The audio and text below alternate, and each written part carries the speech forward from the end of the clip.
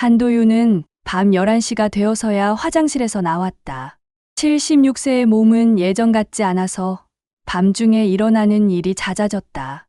거실 쪽에서 들려오는 목소리에 발걸음을 멈췄다. 그냥 할아버지 도장만 받으면 되는 거 아니야? 손자 도연의 목소리였다. 20살, 대학교 1학년.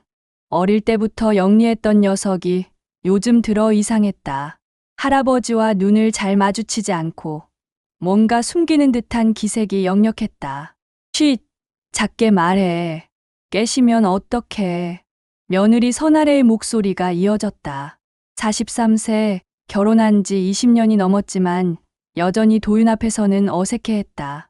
그런 나래가 밤늦은 시간에 도연과 무슨 이야기를 하고 있는 건가. 도윤은 복도 모퉁이에 몸을 숨기고 귀를 기울였다. 40년 넘게 건축사로 일하며 수많은 계약서와 서류를 다뤄온 직업병인지 남의 대화를 엿듣는 것보다는 무슨 서류 이야기인가 하는 호기심이 먼저 들었다. 재건축 동의서 같은 건 어려울 것 없어. 그냥 동의한다고 도장 찍으면 되거든. 나래의 목소리가 계속됐다. 그런데 이건 뭐예요? 아, 이건 매매용 위임장이야. 만약에 재건축이 안 되고 그냥 팔게 되면 복잡한 절차 없이 바로 처리할 수 있게 하는 거지. 도윤의 등골이 서늘해졌다. 매매용 위임장? 자신의 청담동 아파트 43평을 팔겠다는 이야기인가. 근데 엄마, 할아버지가 알면 어떡해요? 알아서 뭘 해. 어차피 재건축되면 새 아파트로 이사 가야 하잖아. 그 전에 미리미리 준비해 두는 거야. 그래도, 도연아, 내 대학 등록금이 한 학기에 얼마인 줄 알아?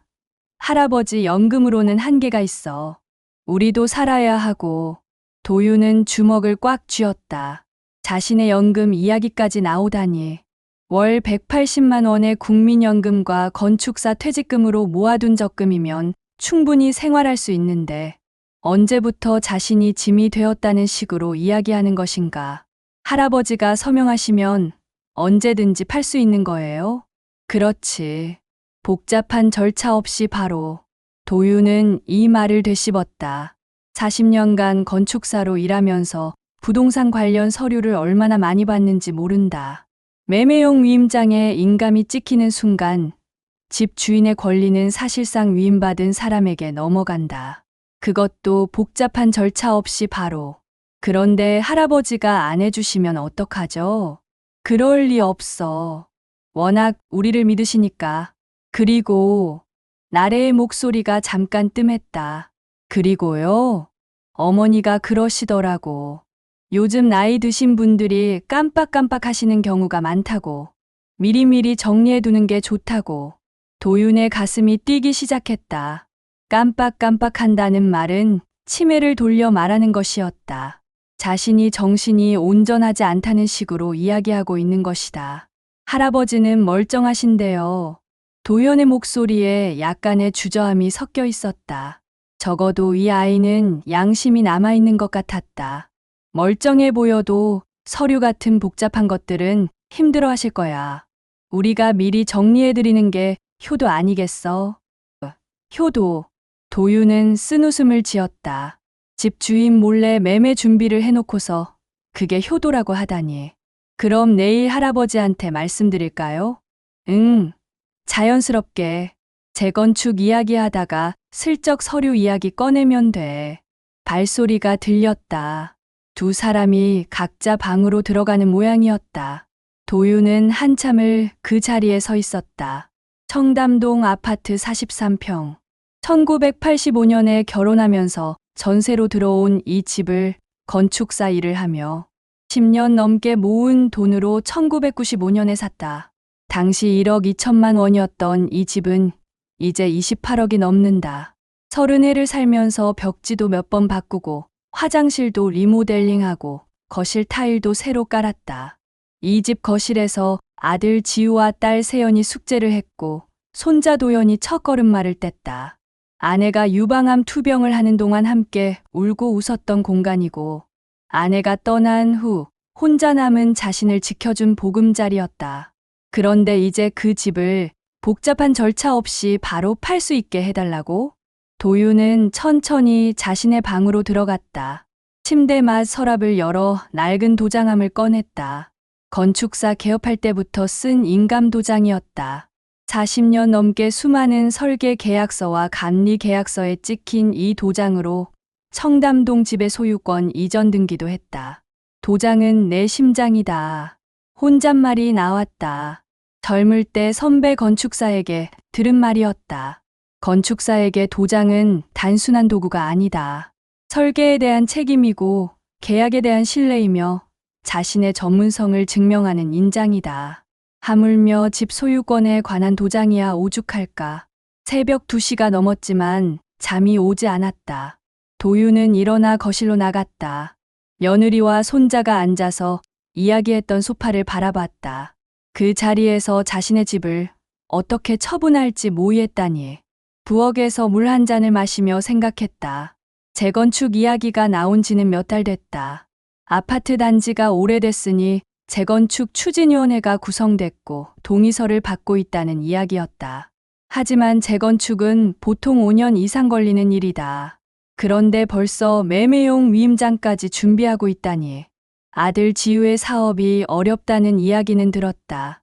IT 스타트업을 했는데 투자 유치가 잘 안 되고 있다고 했다. 혹시 그것 때문일까? 아버지 집을 담보로 쓰려는 건 아닐까? 도윤은 휴대폰을 꺼내 메모장을 열었다. 떨리는 손으로 한 글자씩 타이핑했다.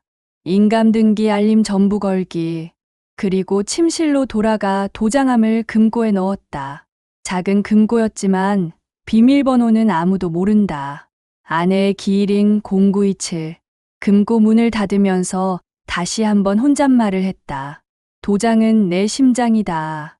내 심장을 함부로 내줄 수는 없지. 새벽 하늘이 밝아오기 시작했다.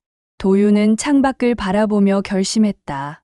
가족이라는 이름으로 자신을 속이려 한다면 자신도 준비를 해야 한다. 40년간 건축사로 쌓은 경험과 지식을 이제는 자신을 지키는 데 써야 할 때가 온 것 같았다. 며느리 나래의 말이 머릿속에 맴돌았다. 복잡한 절차 없이 바로. 그래, 복잡한 절차가 필요하지. 도윤은 작게 중얼거렸다. 복잡할수록, 절차가 많을수록 안전하다. 그것이 40년 건축사 생활에서 배운 교훈이었다. 허술한 기초 위에 집을 지으면 무너지듯 허술한 절차로 재산을 관리하면 빼앗긴다. 이제 진짜 기초 공사를 시작할 때였다.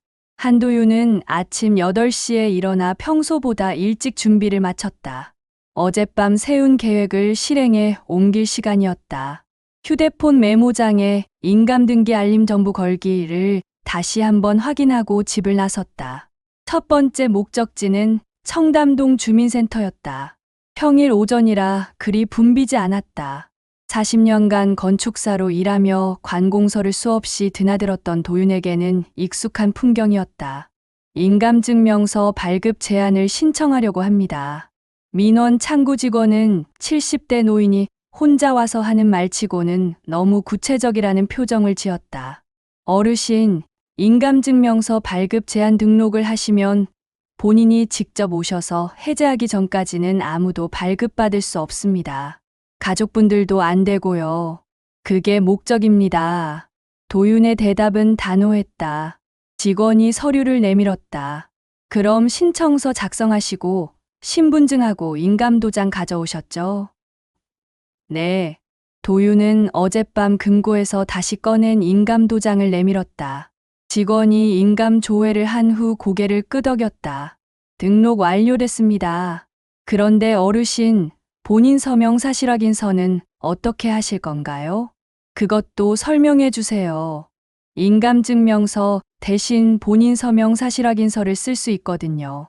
인감도장 대신 서명으로 본인 확인을 하는 거죠. 요즘은 이걸 더 많이 쓰세요.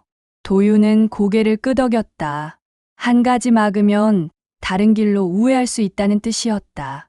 그럼 앞으로는 본인 서명 사실 확인서만 사용하겠습니다. 어떻게 하면 되죠? 본인 서명 사실 확인서 사용 전환 신청을 하시면 됩니다. 그러면 인감증명서는 아예 발급이 안 되고 본인 서명 사실 확인서만 발급 가능해져요. 도유는 추가 서류를 작성했다. 이렇게 하면 설령 인감증명서 발급 제한을 누군가 해제한다 해도 본인 서명 사실 확인서로만 처리할 수 있게 된다. 그리고 본인 서명 사실 확인서는 반드시 본인이 직접 와야만 발급받을 수 있다. 마지막으로 하나 더요. 등본, 초본 발급할 때 문자 알림 서비스 신청하겠습니다. 네, 그것도 좋은 선택이세요. 누군가 어르신 등본이나 초본을 발급받으면 바로 휴대폰으로 알림이 와요. 모든 절차를 마치고 나니 오전 10시가 넘었다. 도유는 다음 목적지인 은행으로 향했다. 첫 번째는 자주 이용하던 KB국민은행 청담지점이었다. 예금과 적금, 그리고 카드를 주로 사용하는 주거래 은행이었다. 고령 고객 전담 창구로 안내해 드릴게요. 창구 직원이 친절하게 안내했다. 60세 이상 고객을 위한 별도 창구였다. 어르신, 어떤 업무 보러 오셨어요? 제 계좌 보안을 강화하고 싶습니다. 구체적으로는 대면거래 원칙 설정과 고액 이체 시 보류 서비스, 그리고 인터넷 뱅킹 한도 조정이요. 전담 직원 김영식 과장은 놀란 표정을 지었다. 70대 노인치고는 너무 구체적인 요구사항이었다. 어르신, 혹시 금융 관련 일 하셨어요? 건축사였습니다. 40년간 온갖 계약서와 서류를 다뤘죠. 아, 그럼 잘 아시겠네요. 대면거래 원칙부터 말씀드릴게요. 김 과장이 설명을 시작했다. 대면거래 원칙을 설정하면 본인이 직접 은행에 와서 신분증을 제시해야만 큰 금액의 출금이나 이체가 가능하다. 전화나 인터넷으로는 처리할 수 없게 된다. 한도는 얼마로 설정할까요? 50만 원으로 해주세요. 그 이상은 무조건 대면 처리로요. 네, 그리고 고액 이체 보류 서비스는 1천만 원 이상 거래 시 24시간 보류 후 처리하고 전건 녹취하는 서비스인데요. 좋습니다. 그리고 인터넷 뱅킹 한도를 0원으로 설정해 주세요. 0원요? 그러면 인터넷으로는 아무 거래도 못 하시는데. 그게 목적입니다. 김 과장은 더 이상 묻지 않았다. 고령 고객들이 가끔 이런 극단적인 보안 설정을 요청하는 경우가 있다고 들었다. 참, 그리고 제 계좌 거래 내역을 다른 사람이 조회하려고 하면 제게 알림을 주는 서비스도 있나요? 네, 계좌 조회 알림 서비스가 있어요. 본인 아닌 다른 분이 잔액 조회나 거래 내역을 요청하면 문자로 알려드려요. 모든 설정을 마치고 나서 도유는 두 번째 거래 은행인 신한은행으로 향했다. 거기서도 같은 절차를 반복했다. 세 번째는 하나은행. 역시 동일한 보안 설정을 완료했다. 오후 1시가 넘어서야 은행 업무를 모두 마쳤다. 도유는 근처 식당에서 간단히 점심을 먹고 다음 목적지로 향했다. 한국신용정보원은 서울 중구에 있었다. 지하철을 이용해 1시간여 만에 도착했다. 명의도용 차단 서비스 신청하러 왔습니다. 신분증 확인해 드릴게요. 직원이 도윤의 주민등록증을 확인하고 서류를 내밀었다. 이 서비스를 신청하시면 본인 명의로 신규 대출이나 카드 발급, 통신 계약 등을 할 때 본인에게 먼저 확인 전화를 드려요. 본인이 아니라고 하면 거래가 중단되고요. 그럼 누군가 제 명의를 도용해서 대출을 받으려고 해도 막을 수 있다는 건가요? 네, 맞습니다. 요즘 노인분들 대상으로 한명의 도용 사기가 많아서 이 서비스를 많이 신청하세요. 도유는 서류를 꼼꼼히 작성했다. 연락처는 본인 휴대폰 번호로, 추가 연락처는 공란으로 두었다. 가족 번호를 적으면 오히려 역효과가 날 수 있겠다는 생각이 들었다. 신용정보원을 나와서는 근처에 있는 통신사 대리점으로 향했다. 신규 회선 개통 제한 서비스 신청하겠습니다. 어르신, 이 서비스 신청하시면 본인 명의로 새로운 휴대폰이나 인터넷 회선을 개통할 때 반드시 본인이 직접 오셔야 해요. 대리인도 안 되고요. 그게 필요해서 왔습니다. 젊은 직원이 의외라는 표정을 지었지만 서류 처리는 신속하게 해주었다. 오후 4시 마지막 목적지인 법무법인에 도착했다. 인터넷으로 찾아본 김앤파트너스 법무법인이었다. 고령자 재산 보호 전문이라는 광고를 보고 선택했다. 안녕하세요. 김사라 변호사입니다. 40대 초반으로 보이는 여성 변호사가 반갑게 맞아주었다. 한도윤입니다. 전화로 말씀드린 대로 임의후 경계약과 신탁 설정에 대해 상담받고 싶습니다. 네, 앉으세요. 구체적으로 어떤 상황이신지 말씀해 주세요. 도윤은 어젯밤 일과 오늘 오전에 한 조치들을 간략히 설명했다. 김사라 변호사는 고개를 끄덕이며 들었다. 현명한 판단이세요. 이미 1차 방어막은 충분히 구축하셨네요. 이제 2차 방어막을 만들어 보죠. 김 변호사가 자료를 꺼내며 설명을 시작했다. 먼저 임의후 경계약부터 말씀드릴게요. 본인이 정신적으로 온전할 때 미리 후견인을 지정해 두는 거예요. 만약 나중에 치매 등으로 판단 능력이 떨어져도 가족이 아닌 전문가가 재산을 관리하게 됩니다. 후견인은 누가 되나요? 저희 법무법인에서 추천하는 전문직 후견인이 있어요. 변호사나 사회복지사 자격을 가진 분들이죠. 가족이 아닌 제3자이기 때문에 이해관계에서 자유롭습니다. 도윤이 관심을 보이자 김 변호사가 계속 설명했다. 그리고 더 확실한 방법은 신탁이에요. 아파트를 신탁회사에 맡기고 어르신은 평생 거주권을 보장받는 거죠. 처분하려면 신탁회사의 동의가 있어야 하고요. 신탁회사요? 네, 시중은행들이 운영하는 신탁회사들이 있어요. 아파트 소유권은 신탁회사 명의가 되지만 어르신은 평생 그 집에서 살 권리를 보장받아요. 그리고 매달 일정한 생활비도 지급받을 수 있고요. 도윤은 이 말에 큰 관심을 보였다. 그럼 누군가 제 집을 팔려고 해도 못하는 건가요? 네, 불가능해요. 신탁 해지는 신탁회사와 수익자인 어르신이 모두 동의해야만 가능하거든요. 아무리 가족이라도 일방적으로 처분할 수 없어요. 수수료는 얼마나 들까요? 임의후 경계약 공증이 50만 원 정도, 신탁 설정은 부동산 시가의 0.3% 정도예요. 어르신 아파트가 28억 정도라고 하셨으니까 840만 원 정도 될 것 같아요. 도윤은 잠시 생각했다. 840만 원이 적은 돈은 아니지만 28억짜리 아파트를 지키기 위해서라면 합리적인 비용이었다. 두 가지 다 진행하겠습니다. 네, 좋은 선택이세요. 그런데 한 가지 더 말씀드릴 게 있어요. 김 변호사가 서류를 뒤적이더니 또 다른 자료를 꺼냈다. 신탁 설정 후에는 등기부등본에 신탁 등기가 기재돼요. 그럼 누가 봐도 이 집이 함부로 처분될 수 없다는 걸 알 수 있어요. 좋군요. 언제까지 가능할까요? 임의후 경계약은 다음 주 화요일에 공증 예약이 가능하고 신탁은 그 다음 주 정도 걸릴 것 같아요. 신탁회사와 협의가 필요해서요. 도윤이 고개를 끄덕이자 김 변호사가 마지막으로 덧붙였다. 참, 신탁 담당자도 한 분 소개해 드릴게요. KB부동산 신탁의 박상민 팀장님이세요. 이런 케이스를 많이 담당하셔서 믿을만해요. 오후 6시가 넘어서야 집에 도착했다. 하루 종일 서울 곳곳을 다니며 온갖 절차를 밟느라 지쳤지만 마음은 한결 가벼워졌다. 거실에는 며느리 나래와 손자 도연이 저녁을 먹고 있었다. 아들 지우는 아직 회사에서 오지 않은 모양이었다. 할아버지, 어디 다녀오셨어요? 도연이 물었다. 어젯밤 대화를 들은 후라 그런지 평소보다 어색해 보였다. 병원 갔다가 관공서 좀 들렀다 왔지. 도윤의 대답은 간단했다. 거짓말은 아니었다. 건강검진도 받았고 주민센터도 갔으니까. 몸은 괜찮으세요? 나래가 걱정스럽게 물었다. 응, 괜찮아.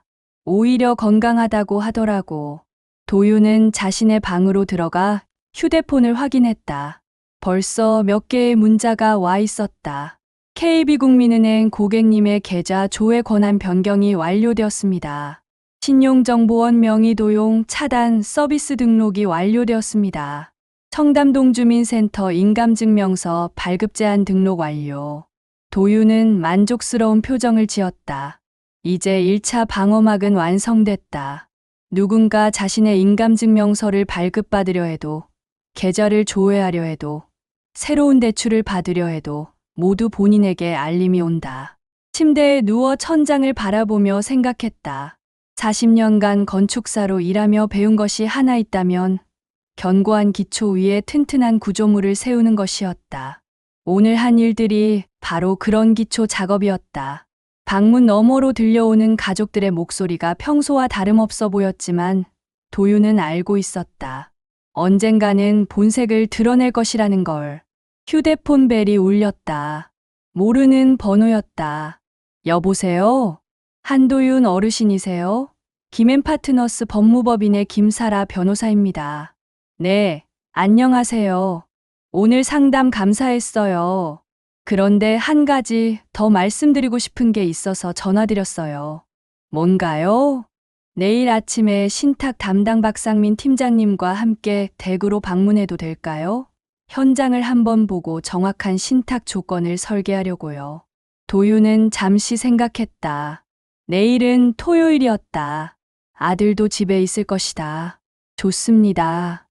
몇 시쯤 오실까요? 오전 10시 어떠세요? 네, 그렇게 하죠. 전화를 끊고 나서 도윤은 다시 생각에 잠겼다. 내일이면 가족들 앞에서 자신의 준비 상황이 어느 정도 드러날 것이다. 과연 어떤 반응을 보일까? 새벽까지 잠이 오지 않았다. 하지만 불안하기보다는 오히려 기대됐다. 40년간 설계한 건물들이 태풍과 지진을 견뎌온 것처럼 자신이 오늘 설계한 방어 시스템도 충분히 견고할 것이라는 확신이 들었다. 이제 누가 위임장 들고 와도 법원과 신탁을 동시에 통과해야 합니다. 김사라 변호사의 말이 머릿속에 맴돌았다. 맞다. 이제 정말 복잡한 절차를 거쳐야 한다. 그리고 그 복잡함이야말로 자신을 지켜줄 가장 확실한 방패였다. 토요일 아침 9시 30분 도윤은 거실 테이블을 정리하고 있었다. 김사라 변호사와 박상민 신탁 담당자가 곧 올 예정이었다. 아들 지우가 잠옷 차림으로 부엌에서 커피를 내리고 있었고 며느리 나래는 세탁물을 개고 있었다. 손자 도연은 아직 잠들어 있는 듯했다. 아버지, 오늘 누가 온다고 하셨죠? 지우가 물었다. 어제 저녁 도윤이 간단히 언급했던 내용이었다. 변호사하고 은행 직원이야. 재산 관리 상담 받으려고. 갑자기 왜요? 몸이 어디 안 좋으세요? 나래가 걱정스럽게 물었다. 하지만 도윤은 그 목소리에서 다른 뉘앙스를 읽었다. 걱정보다는 경계심이었다. 아니야, 건강해. 그냥 나이가 나이니까 미리미리 정리해 두려고. 바로 그때 초인종이 울렸다. 도윤이 현관으로 나가자 정장 차림의 두 사람이 서 있었다. 안녕하세요. 김사라 변호사입니다. KB부동산 신탁 박상민 팀장입니다. 어서 오세요. 도윤이 두 사람을 거실로 안내했다. 지우와 나래가 어색하게 인사했다. 아, 제 아들 지우하고 며느리 나래예요. 안녕하세요. 김사라 변호사가 정중하게 인사를 나누고는 서류 가방을 열었다. 어르신, 어제 상담한 내용대로 임의후 경계약서와 신탁 설정 관련 서류를 가져왔어요. 지우의 표정이 미묘하게 변했다. 아버지, 임의후견이 뭐예요?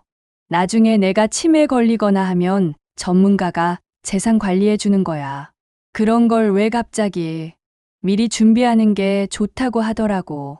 박상민 팀장이 아파트 구조를 살펴보며 말했다. 집이 참 좋네요. 청담동 43평이면 시세가 28억 정도 되죠?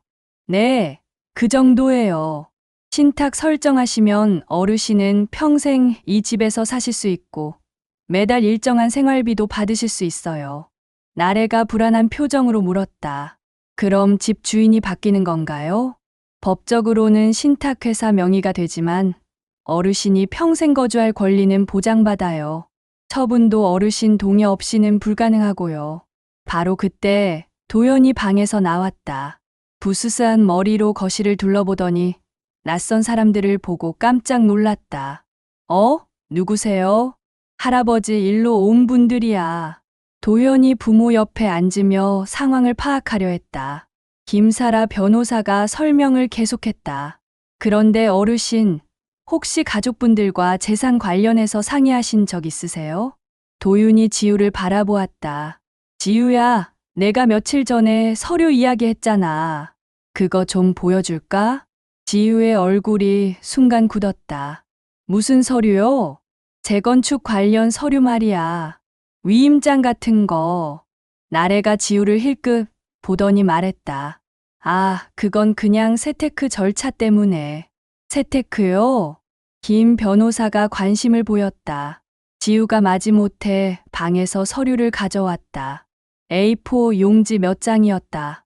재건축 동의서하고 그냥 만약을 대비한 위임장이에요. 김 변호사가 서류를 받아보더니 표정이 변했다.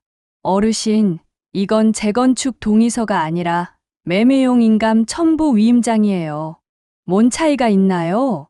지우가 당황한 목소리로 물었다.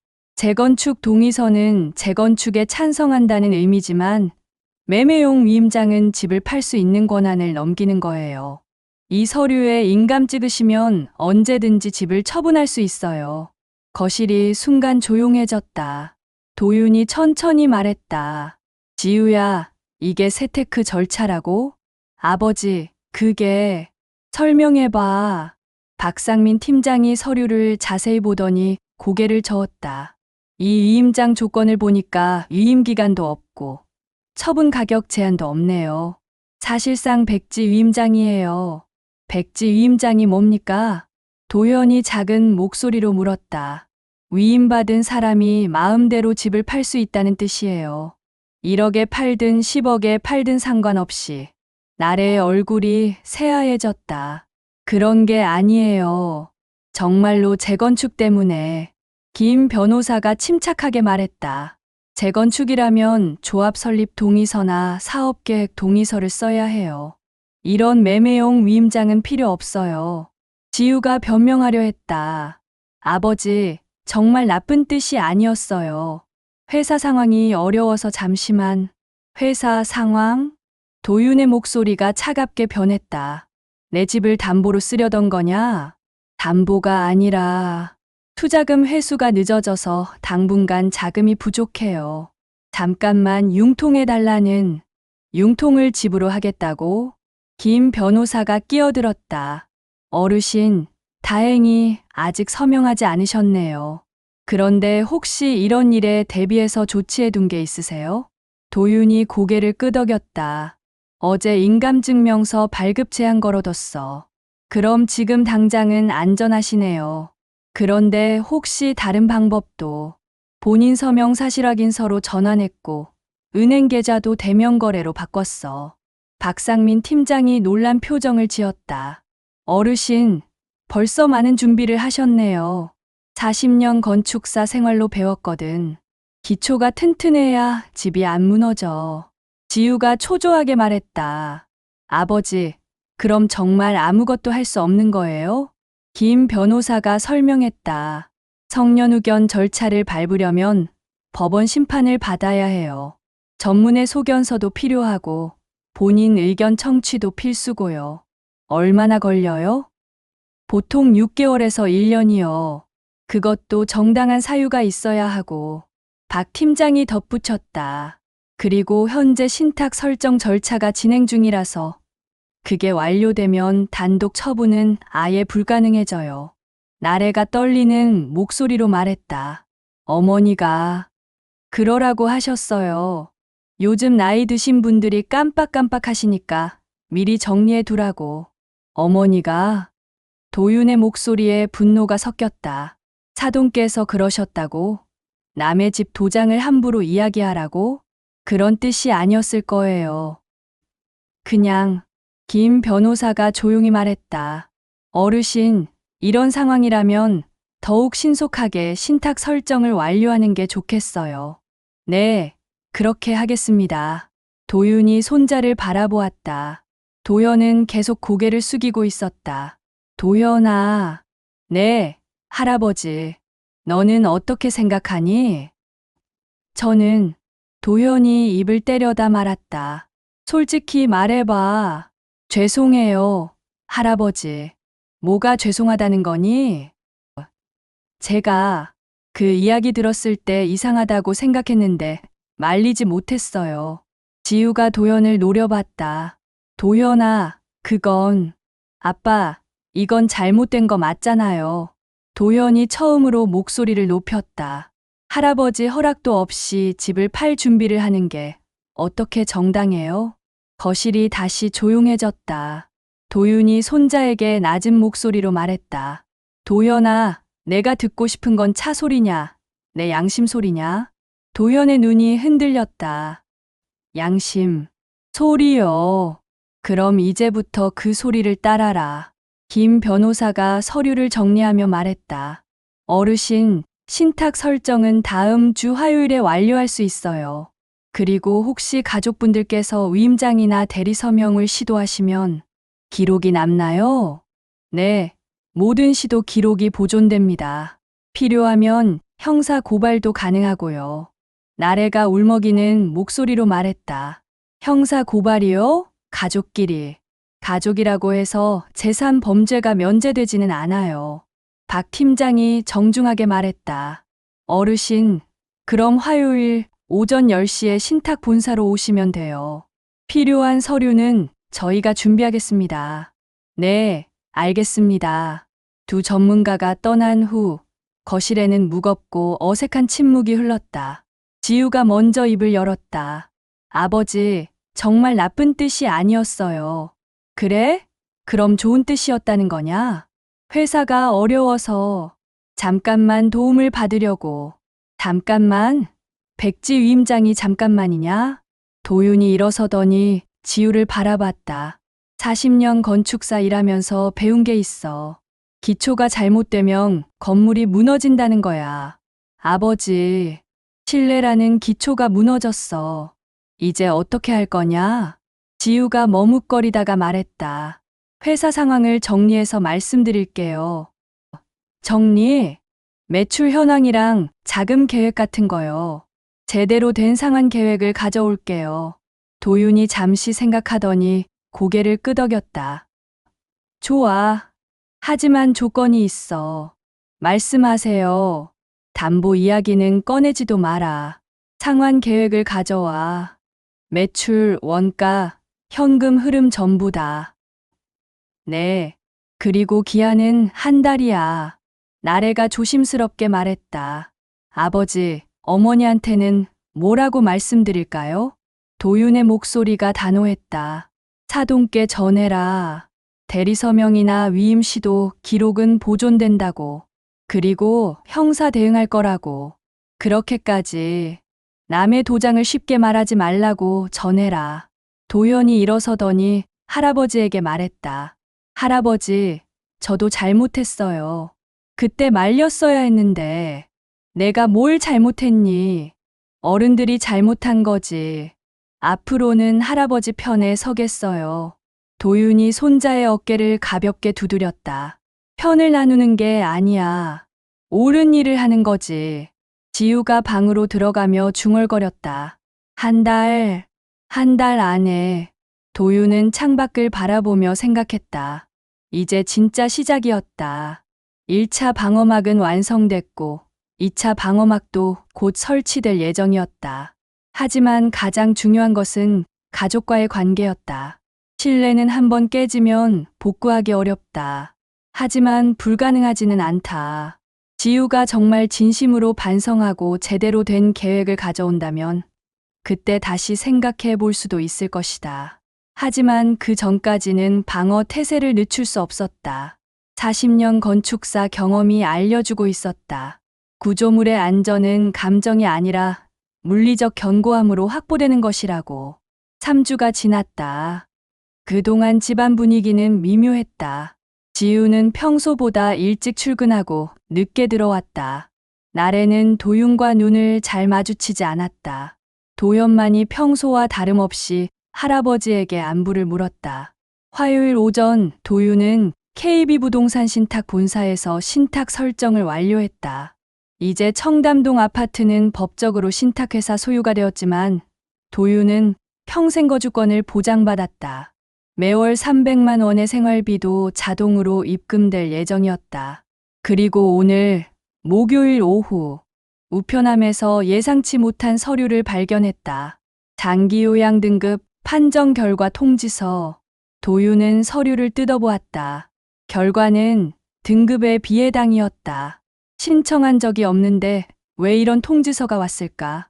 전화를 걸어 확인해 보니 가족이 신청했다는 것이었다. 며느리 나래가 최근 기억력 저하와 판단력 문제를 이유로 신청했다고 했다. 하지만 방문조사 결과 인지기능과 신체기능 모두 정상 범위로 판정됐습니다. 상담원의 설명이었다. 도유는 쓴웃음을 지었다. 치매 판정을 받으려고 했다가 실패한 것이었다. 치매 진단이 나오면 성년후견 절차를 더 쉽게 밟을 수 있다고 생각했던 모양이다.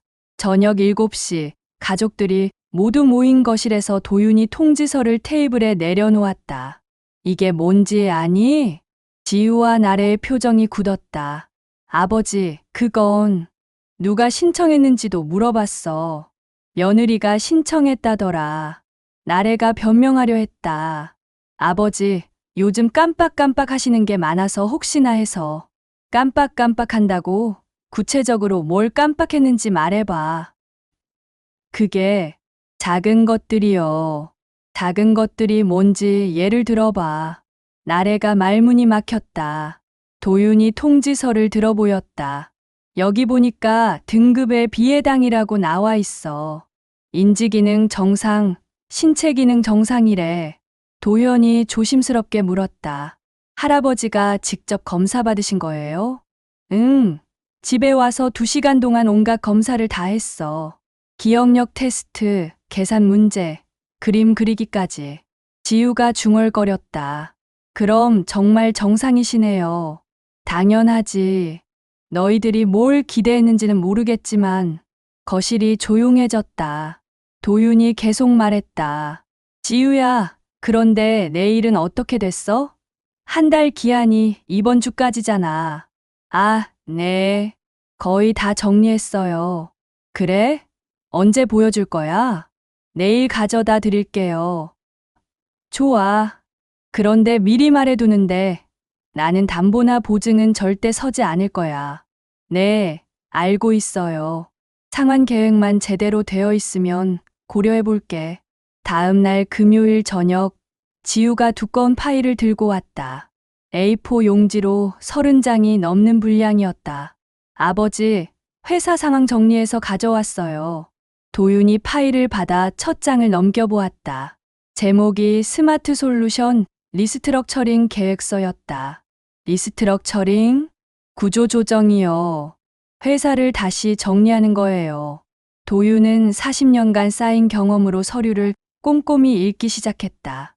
건축사 시절 사업계획서를 수없이 검토했던 노하우가 살아났다.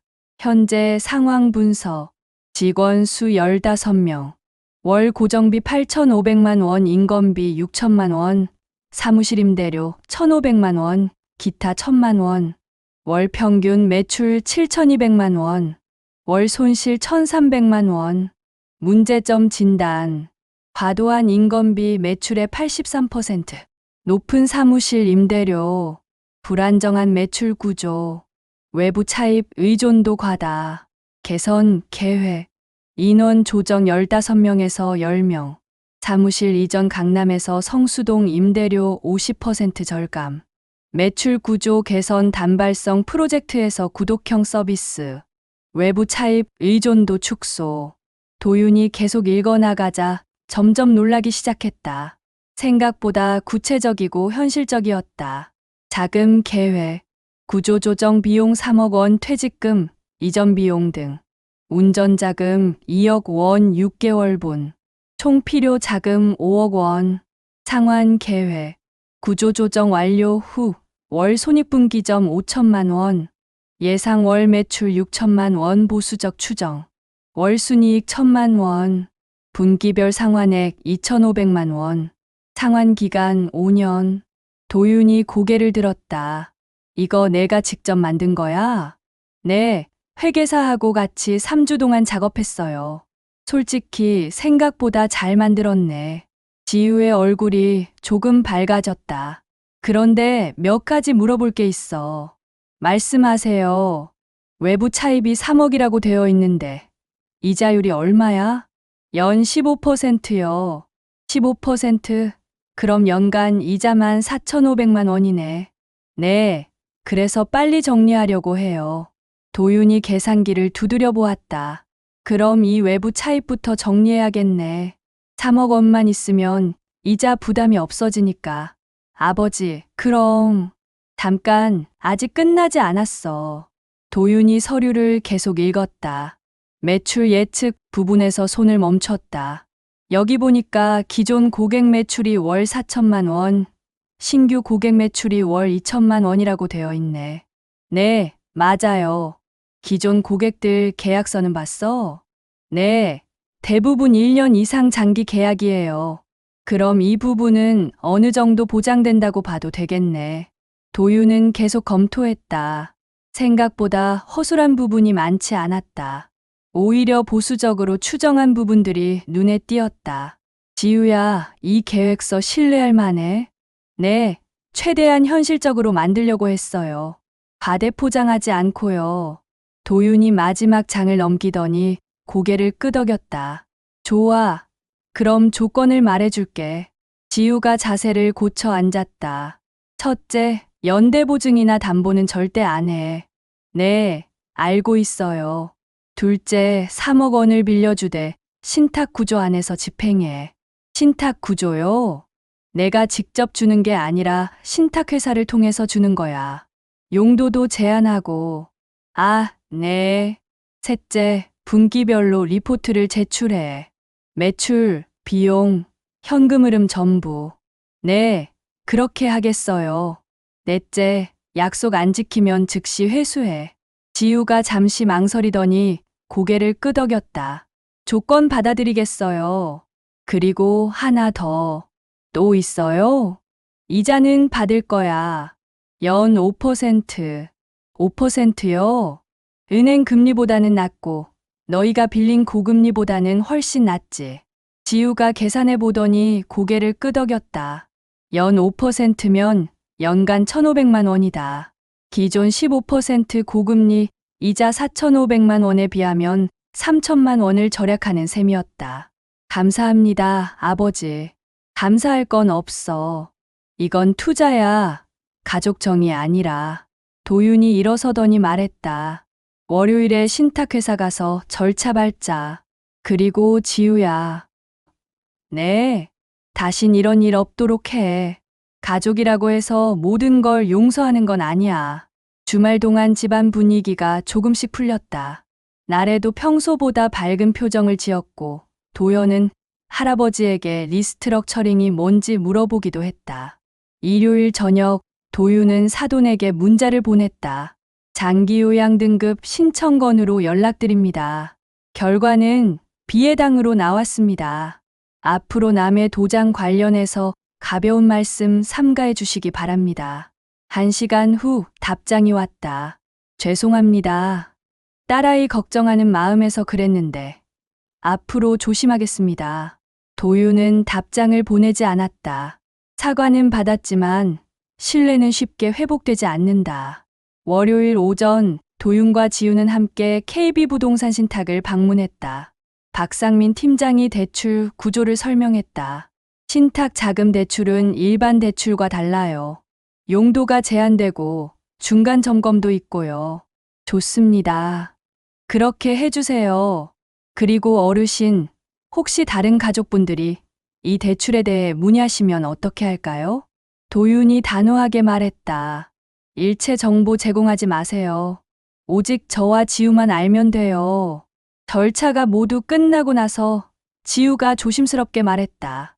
아버지, 정말 감사해요. 감사는 결과로 보여줘. 계획대로 되는지. 네, 꼭 성공시킬게요. 도윤이 아들의 어깨를 가볍게 두드렸다. 40년 건축사 일하면서 배운 게 있어. 기초가 튼튼하면 어떤 바람이 와도 견딘다는 거야. 네. 이번 일로 기초가 무너졌지만 다시 쌓을 수는 있어. 하지만 이번이 마지막이야. 지우가 고개를 깊이 숙였다. 알겠습니다. 집으로 돌아오는 길에 도유는 생각했다. 돈은 계획으로 관리하고 정은 경계로 다뤄야 한다. 가족이라고 해서 무조건 믿으면 안 되고 그렇다고 완전히 배제할 수도 없다. 중요한 것은 균형이었다. 합리적인 조건과 명확한 경계 안에서 관계를 재정립하는 것. 그것이 40년 건축사 경험이 알려주는 지혜였다. 저녁 무렵 도연이 할아버지 방에 왔다. 할아버지, 아빠 회사 정말 잘 될까요? 내 아빠가 얼마나 진심인지에 달려 있어. 저는 진심인 것 같아요. 그래? 왜 그렇게 생각해? 요즘 정말 열심히 하거든요. 새벽에 나가서 밤늦게 들어와요. 도윤이 손자의 머리를 쓰다듬었다. 도연아, 내가 할아버지를 믿은 것처럼 할아버지도 내 아빠를 믿어보려고 해. 감사해요, 할아버지. 고마워할 건 없어. 이건 투자니까 결과로 보답받을 거야. 도윤은 창밖을 바라보며 혼잣말을 했다. 돈은 계획으로, 정은 경계로. 이제 진짜 시험이 시작될 것이다. 3개월이 흘렀다. 청담동 아파트 거실이 예전과 달라져 있었다. 한쪽 벽면에는 큰 화이트보드가 걸려 있고 테이블 위에는 건축 모형들과 설계 도구들이 정리되어 있었다. 매주 토요일 오후가 되면 이곳은 청소년 건축 동아리 모임 장소가 되었다. 한 선생님, 이 기둥 간격이 왜 6m예요? 고등학생 김민수가 물었다. 도윤이 멘토로 활동하는 동아리의 학생 중 한 명이었다. 좋은 질문이야. 6m는 최적의 경제성과 구조 안전성을 동시에 만족하는 거리거든. 도윤은 화이트보드에 간단한 그림을 그리며 설명했다. 40년 건축사 경험이 고스란히 담긴 설명이었다. 더 넓게 하면 안 돼요? 물론 가능해. 하지만 그러면 보가 더 커져야 하고 비용이 많이 들지. 건축에서는 항상 균형이 중요해. 손자 도연도 동아리에 참여하고 있었다. 대학에서 건축학과로 전과를 고려 중이라고 했다. 할아버지, 그럼 우리 집도 6m 간격인가요? 아니야. 우리 집은 좀 더 촘촘해. 1985년 설계 기준이니까. 동아리 활동을 마치고 학생들이 돌아간 후 도윤은 휴대폰을 확인했다. 신탁회사에서 온 알림이었다. KB부동산 신탁 월 생활비 300만 원이 입금되었습니다. KB부동산 신탁 공과금 자동 납부가 완료되었습니다. 모든 것이 자동으로 처리되고 있었다. 전기요금, 가스요금, 관리비, 인터넷 요금까지. 도윤은 이제 돈 걱정 없이 하고 싶은 일에 집중할 수 있었다. 저녁 무렵 딸 세연이 부산에서 올라왔다. 간호사인 세연은 한 달에 한 번씩 서울에 올라와 아버지를 만났다. 아빠, 멘토링은 어때요? 재미있어. 요즘 젊은 애들이 정말 똑똑하더라고. 아빠가 행복해 보여서 다행이에요. 세연이 아버지의 표정을 살폈다. 3개월 전 가족 소동 이후 처음 보는 편안한 모습이었다. 내일 봉사활동 같이 가실래요? 봉사활동? 부산에서 하던 독거노인 도시락 배달이요. 서울에도 비슷한 프로그램이 있더라고요. 도윤이 관심을 보였다. 나도 할 수 있을까? 물론이죠. 아빠 나이에도 참여하시는 분들 많아요. 일요일 오전 도윤과 세연은 성동구 자원봉사센터에서 만났다. 독거노인들에게 도시락을 배달하는 봉사활동이었다. 한도윤입니다. 오늘 처음 참여해요. 아, 반갑습니다. 저는 이영희 팀장이에요. 50대 중반의 여성이 반갑게 맞아주었다. 오늘은 10가구 정도 방문할 예정이에요. 세연 씨가 베테랑이시니까 잘 도와주실 거예요. 첫 번째 방문지는 독산동의 원룸이었다. 80대 홀몸 할머니가 사시는 곳이었다. 할머니, 도시락 왔어요. 세연이 밝은 목소리로 인사했다. 어머, 오늘은 남자분도 오셨네? 네, 제 아버지예요. 새로 봉사활동 시작하셨어요. 도윤이 정중하게 인사했다. 안녕하세요. 한도윤입니다. 어머나, 연배가 나하고 비슷하실 것 같은데 봉사를 하시네? 그냥 할 일이 생겨서요. 할머니와 잠시 이야기를 나누고 나오는 길에 세연이 말했다. 아빠, 어때요? 생각보다 보람 있네. 두 번째, 세 번째 방문을 마치고 나니 도윤은 이 일이 마음에 들었다. 단순히 도시락을 전달하는 것이 아니라 안부를 묻고 이야기를 나누는 시간이었다. 아빠, 정기적으로 하실 생각 있으세요? 그래야겠어. 매주는 어려워도 격주 정도는. 한편 집에서는 지우가 첫 분기 리포트를 준비하고 있었다. 구조조정이 완료된 지 한 달이 지났고 첫 번째 성과를 보고할 시점이었다. 저녁에 도윤과 세연이 돌아오자 지우가 서류를 내밀었다. 아버지, 1분기 리포트 준비했어요. 도윤이 서류를 받아보았다. 예상보다 결과가 좋았다. 1분기 실적 요약. 월 평균 매출 6,200만 원, 계획 6천만 원, 대비 3.3%. 월 평균 비용 5,100만 원, 계획 5천만 원, 대비 2%. 월 평균 순이익 1,100만 원, 계획 1,000만 원, 대비 10%. 오, 계획보다 잘 됐네. 네, 구독형 서비스가 생각보다 반응이 좋아요. 세연이 관심을 보였다. 오빠 회사 어떻게 됐어요? 지우가 간단히 설명했다. 구조조정 과정과 새로운 사업 모델에 대해서. 대단하네요. 아빠가 도와주신 거죠? 응, 조건부로. 도윤이 설명을 덧붙였다. 투자의 성격이라는 것, 분기별 점검이 있다는 것, 약속 위반 시 회수한다는 것까지. 현명한 판단이세요. 가족이라고 해서 무조건 도와주는 건 아니죠. 세연의 말에 지우가 고개를 끄덕였다. 이제 정말 실감해요. 가족의 도움이 얼마나 소중한지. 월요일 오후 도윤은 예상치 못한 전화를 받았다. 사돈이었다. 사돈 어른, 안녕하세요. 네, 안녕하세요. 죄송한데 잠깐 뵐 수 있을까요? 무슨 일이시죠? 직접 만나서 말씀드리고 싶어서요. 도윤은 카페에서 만나자고 했다. 집으로 오라고 하기에는 아직 마음이 편하지 않았다. 청담동의 한 조용한 카페에서 사돈을 만났다. 60대 중반의 여성으로 평소보다 수척해 보였다. 사돈 어른, 그동안 죄송했습니다. 첫 마디부터 사과였다. 딸아이를 잘못 부추긴 것 같아요. 제가 다른 집 이야기를 듣고 성급하게 조언을 했네요. 어떤 이야기를 들으셨길래? 아는 분이 시어머니 치매로 고생하는 걸 봤거든요. 미리 정리해 두지 않아서 나중에 더 복잡해졌다는. 도윤이 고개를 끄덕였다. 그럴 만한 사연이 있었구나 싶었다. 하지만 사돈 어른은 건강하시고 정정하신데 제가 괜한 걱정을 한 거죠. 과한 걱정이었다고 생각해요. 네, 정말 죄송합니다. 앞으로는 함부로 조언하지 않겠어요. 사돈이 진심으로 사과하는 모습을 보니 도윤의 마음도 조금 누그러졌다. 알겠습니다. 이제 지난 일은 잊어요. 감사합니다. 그리고 사돈이 망설이더니 말했다. 나래가 요즘 많이 반성하고 있어요. 미안하다는 말을 어떻게 전해야 할지 모르겠다고. 며느리가 직접 말하면 되죠. 네, 그렇게 하라고 할게요. 며칠 후, 나래가 조심스럽게 도윤에게 말을 걸었다. 아버님, 잠깐 이야기할 수 있을까요?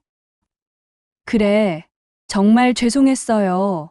제가 어머니 말씀에만 의존해서 성급하게 행동했네요. 나래의 목소리에 진심이 담겨 있었다. 아버지가 얼마나 신중하고 현명한 분인지 이제 알겠어요. 알았어. 이제 그런 일 없도록 해. 네, 절대 없을 거예요. 토요일 오후 청소년 건축 동아리 모임이 있었다. 오늘은 특별히 내진 설계에 대해 설명하는 날이었다. 여러분, 건물이 지진에 견디려면 어떻게 해야 할까요? 학생들이 저마다 답을 내놨다. 더 단단하게 만들어야 해요. 기둥을 더 굵게. 도윤이 고개를 저었다. 아니야. 오히려 흔들릴 수 있게 만들어야 해. 네. 딱딱한 나무는 바람에 부러지지만 유연한 나무는 휘어져도 부러지지 않아. 건물도 마찬가지야. 도윤은 화이트보드에 간단한 그림을 그렸다. 내진 설계의 핵심은 보강이야. 기존 구조를 더 단단하게 만드는 게 아니라 충격을 흡수할 수 있게 보완하는 거지. 도현이 질문했다. 할아버지, 그럼 우리가 살면서도 보강이 필요한 건가요? 도윤이 손자를 바라보며 미소 지었다. 그렇지. 인생도 건축과 비슷해. 예상치 못한 충격이 올 때를 대비해서 미리 보강해둬야 하거든. 어떻게요? 여러 가지 방법이 있어. 지식으로 보강하기도 하고, 관계로 보강하기도 하고, 경험으로 보강하기도 하지. 학생들이 진지하게 들었다. 그리고 가장 중요한 건 신뢰야. 신뢰라는 기초가 튼튼해야 어떤 어려움이 와도 견딜 수 있거든. 해가 지고 학생들이 모두 돌아간 후 도윤은 혼자 거실에 앉아 있었다. 휴대폰에 알림이 왔다. KB부동산 신탁 본인 서명 사실 확인서 발급, 요청 0건. KB부동산 신탁 인감증명서 발급, 요청 0건. 평온한 일상이었다. 더 이상 누군가 자신의 재산을 노리지 않는다는 증거였다. 지우가 거실로 나왔다. 아버지, 2분기 계획서 검토해 주실 수 있으세요? 그래, 보자. 지우가 내민 서류를 보니 1분기보다 더 구체적이고 현실적이었다.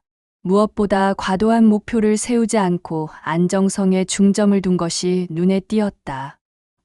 좋네. 욕심부리지 않고 착실하게 계획한 것 같아. 네, 이제 알겠어요. 무리하면 안 된다는 걸. 도윤이 서류를 돌려주며 말했다. 지우야, 너도 이제 보강의 기술을 배우고 있구나. 보강의 기술이요? 응. 부족한 부분을 인정하고 천천히 보완해 나가는 거. 그게 진짜 성장이야. 저녁 무렵 한강공원을 자전거로 달리고 있는 도윤의 모습이 보였다. 70대 중반이지만 여전히 건강했다. 자전거에는 봉사활동용 헬멧이 걸려 있었다. 강바람이 시원했다. 도윤은 잠시 자전거를 세우고 한강을 바라보았다. 휴대폰을 꺼내 신탁 앱을 확인했다. 오늘의 알림. 본인 서명 사실 확인서 발급 요청 0건. 인감증명서 발급 요청 0건. 계좌 조회 시도 0건. 신용정보 조회 0건. 모든 것이 0이었다.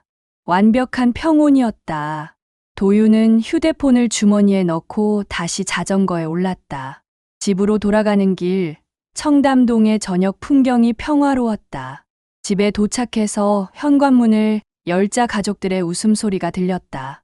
거실에서는 도연이 엄마 나래에게 건축 동아리 이야기를 하고 있었고, 지우는 노트북으로 업무를 보고 있었다.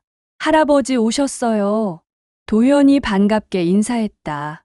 응, 한강 다녀왔어. 자전거 타셨어요? 멋있다. 나래도 밝은 표정으로 말했다. 아버지, 저녁 준비해 둘게요. 고마워. 도윤은 자신의 방으로 들어가 하루를 정리했다. 오늘도 평범하고 평온한 하루였다. 하지만 이 평온이 저절로 온 것은 아니었다. 3개월 전 그 밤, 우연히 들은 대화에서 시작된 일련의 준비 과정들. 행정금융법률 3중 잠금 장치, 임유견계약과 유언대용 신탁, 그리고 가족과의 새로운 관계 정립. 모든 것이 보강의 기술이었다. 창밖을 바라보며 도윤은 혼잣말을 했다. 집도 돈도 마음도. 비 오고 바람 부는 날을 미리 보강해 두면 오래 선다. 휴대폰에 마지막 알림이 왔다. 날씨 정보 내일은 맑음. 최고 기온 25도. 내일도 좋은 하루가 될 것 같았다. 도윤은 만족스러운 표정으로 잠자리에 들었다. 에피로그 1년 후 지우의 회사는 안정적인 성장세를 보이고 있었다. 분기별 리포트는 한 번도 빠지지 않고 제출됐고 대출금 상환도 계획대로 진행되고 있었다. 도윤의 청소년 건축 동아리는 지역 내에서 유명해져서 참가 신청자가 늘어나고 있었다. 도현은 건축학과로 전과를 완료했고 할아버지의 뒤를 이어 건축사가 되겠다는 꿈을 키우고 있었다.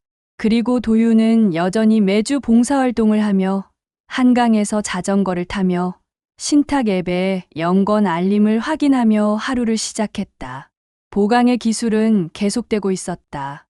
시청해 주셔서 정말 고맙습니다. 구독과 좋아요도 잊지 마세요. 여러분의 응원이 저에게 큰 힘이 됩니다. 모든 분들이 행복하게 사시길 바랄게요.